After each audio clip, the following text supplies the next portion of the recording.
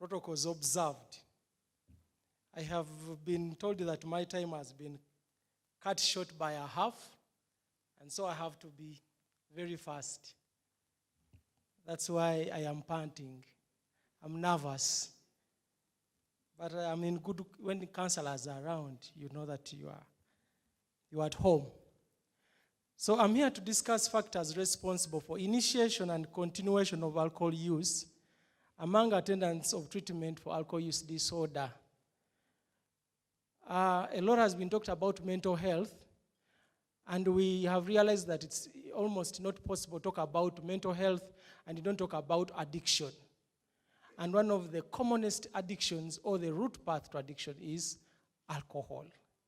So we found that it would be very important for us to revisit the factors that lead people into use and into continued use, or say abuse.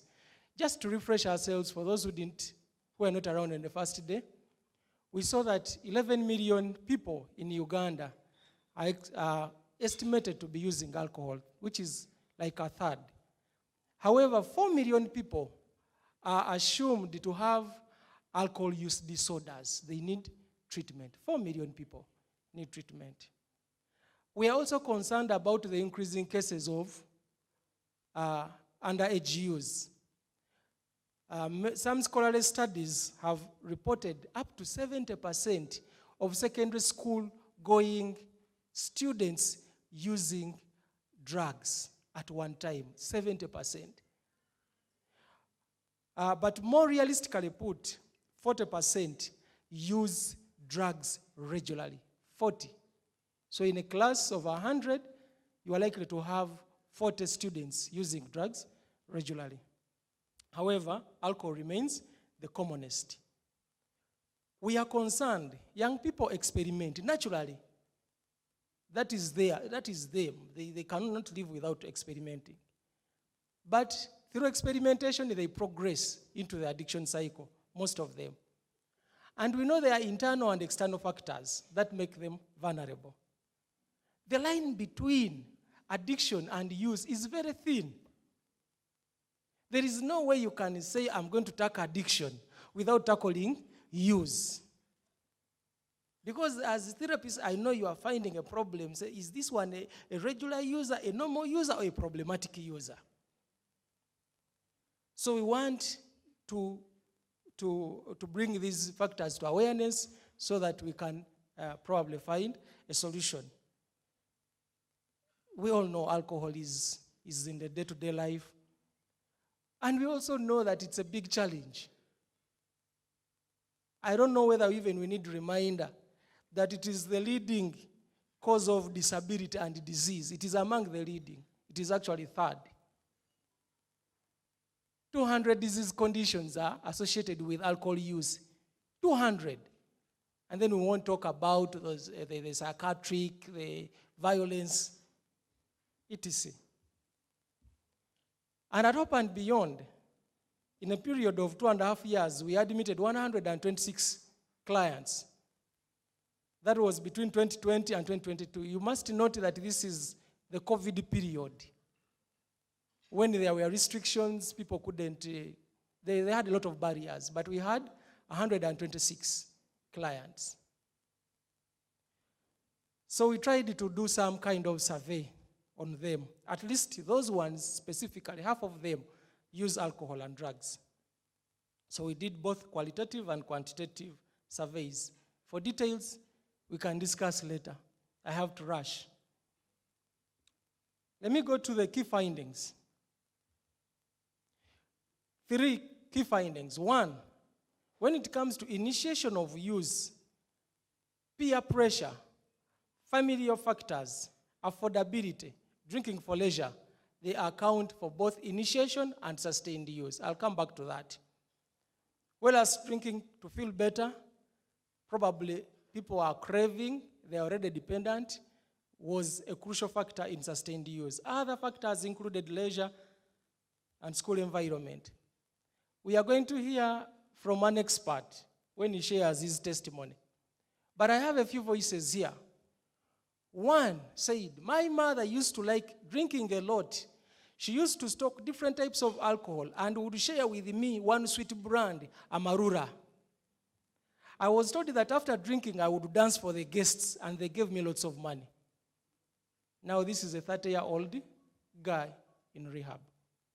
Another 42-year-old male says, we used to sit with all sorts of people, called them idol worshippers, because they used to worship him. They would tell me that professors are meant to drink a lot of alcohol, and as a teacher, I derived a lot of pleasure from their praises. This guy is a lecturer in one of the universities. And was so, yes, that's how professors do. You know, professors drink. And then another female person said, I had a kidney problem, and I was told never to drink, but the doctor told me that at least if you have to drink, you do beer. I summarize my findings with that diagram. When it comes to initiation, we saw that family is the first and main important point of initiating alcohol use. Whereas the issues of affordability, dependencies, school environment, they come in to support already behavior that has begun in the family. And you have peer and leisure intersecting, moving from initiation to continuation. Okay, what do we pick from this research? Parents and peer create a pro-alcohol environment and facilitate initial stages of alcohol dependence. We are parents here, I guess. But parents directly influence their children to start using alcohol by serving it, by modeling children. Some parents think that when you drink with a child, they will learn to be disciplined. And they will learn to control themselves. Then indirectly, parents drink in front of children, and also permissiveness. Scientifically, it has been proven that children who learn drinking from parents are most likely to progress into heavy episodic drinking. And peer influence plays the role of experimentation and modeling, and hence positive expectations. So these two are crucial factors. So what do we do for prevention? The more we delay, the better. Our exposure to alcohol increases risks of AUD in adulthood. How can we do prevention in families? There are a few evidence-based strategies. As therapists, we can recommend when we go out into schools or to talk to communities. We can be exemplary, first of all, to be exemplary. You are going to bring your child for treatment, and yet you are the one who needs treatment first, because you introduce the child.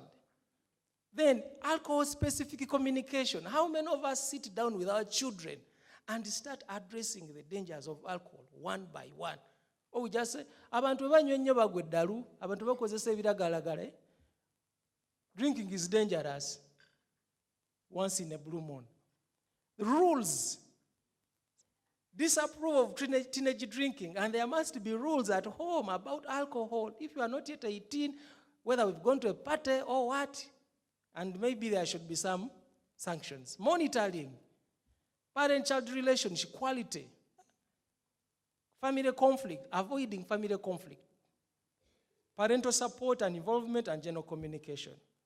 I would have loved to blow these, but because of time, I cannot.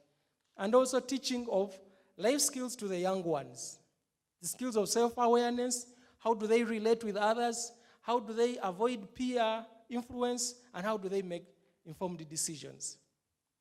So we've learned that a supportive family environment and a caring relationship with at least one adult is one of the major protective factors. Clients in recovery can be helped to identify alternative means of leisure, enjoyment, to replace the pivotal role of alcohol.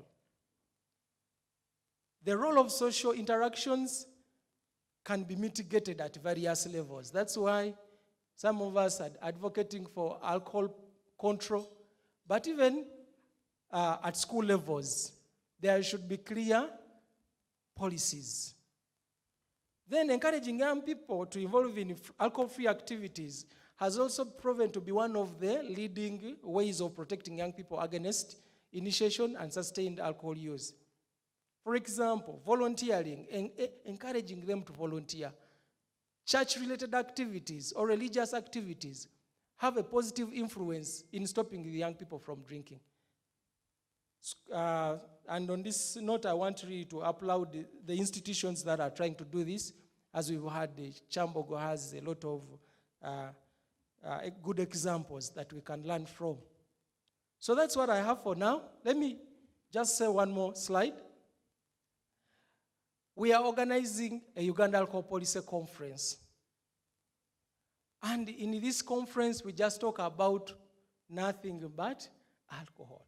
So many of you are doing research related to alcohol, a little bit of substance abuse.